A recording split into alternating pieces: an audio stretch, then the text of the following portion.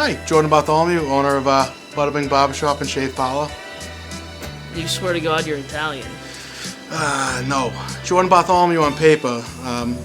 Tax attorney, barber, goes either way, so. Yeah. So you've been cutting hair for a little while. Yeah, about nine years. My mother owned a hair salon in Revere, so I worked with her for a little bit when I was younger. Yeah. On Saturdays, hanging out at the shop, answering phones, booking appointments and whatnot, and kind of got into it. When I was 13, she asked if I wanted to start cutting my friends' hair, so I was the friend with all the kids with shitty haircuts, so naturally it worked out well. Yeah. And here we are. I mean, what inspired you to name your shop Badabing? I was kind of shooting for like a Sherlock study, Italian grandfather living room, and hunting lodge chic. So, you know, as I can tell, this is like the BJ's or the Costco version of it. Being a good Italian boy, how often does your mother come in and sweep up for you? So... So what dreams did you give up on to become a barber? So I was at the fine hallowed halls of North Shore Community College, right down the street in Lynn, Mass. I was in there for civil engineering, and I realized that I'd rather jump off a bridge instead of build one. So I talked to my mom, and you know, naturally, like, you know, she has these goals, and I see her, and you know, your mother, your parents want better for you than they had for themselves. So when I said I wanted to be a barber, she told me to cut the shit and go back to class. And well, yeah, you know. I ended up going to college, still continuing the college and doing the barbering thing as well, so it worked out nice. Did she not realize that barbers are a step above hairdressers? That's what it was. She just didn't want to hold it over me for the rest of my life, or me hold it over her, so. Yeah. I mean, the things that she did hold over you, though, as a child. Oh, yeah, A lot absolutely. of prosciutto, a lot of capicola, what other things? I'm sorry, capicola? Is that, what the? It's okay. There's a big battle between... you know, ideological views in barbershops. Guys that wear normal clothes and guys that wear their capes. Sunday best? Their smocks. You got a hair splinter in your nipple, that's really a career ender, so. Yeah.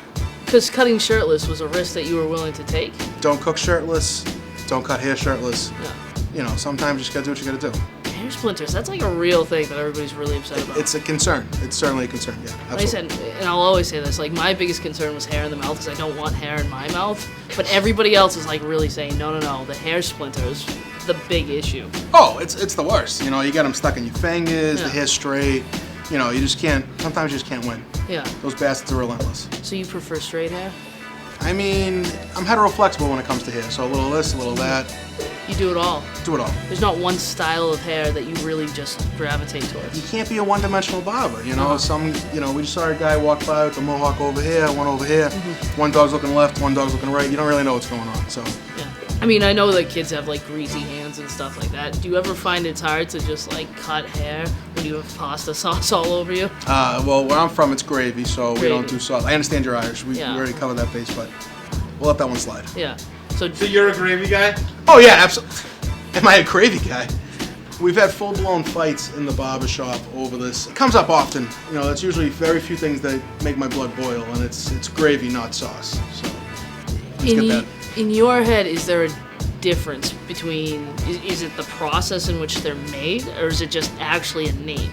Okay, so on Sunday morning, when your nannies or your naninas waking up at 3 a.m. to slave over, it's kind of like that scene in Goodfellas where they're just chopping the garlic with the razor. Nice and thin, you want to liquefy in the pan. You make your meatballs the night before, you get your shoulder, your pork shoulder, your bresaola, you get the whole thing, brown that up in the pan nice. So now you're putting your meat in there. Yeah. Then you add your tomatoes, you add your everything else. No sugar, that's a fallacy. They want to throw that in there to confuse everybody else. It's propaganda. Hashtag fake news. Fake news. You add your half a can of water to kind of bring it up, let it boil down. That makes it a gravy. Yeah. When you're cooking with the juices from the meat. Yeah. When your meat byproduct is the base of all delicious goodness. Yeah. Then that makes it a gravy. A sauce, that's like we throw on pizza. You know, if it's a quick thing, you know, you're coming home from work late, you want to make a little something for your macaroni, then that's a sauce. But there's a lot of, a lot of people out there kind of going one way or the other, and I hate to tell them that they're wrong, so. Somebody once compared a barbershop to a gangbang, where it's just like a bunch of dudes just waiting for their cut. Like, what are your feelings on barbershops and gangbangs? Your verbal Venn diagram, if you will. I got nothing. Oh, that was special. That really.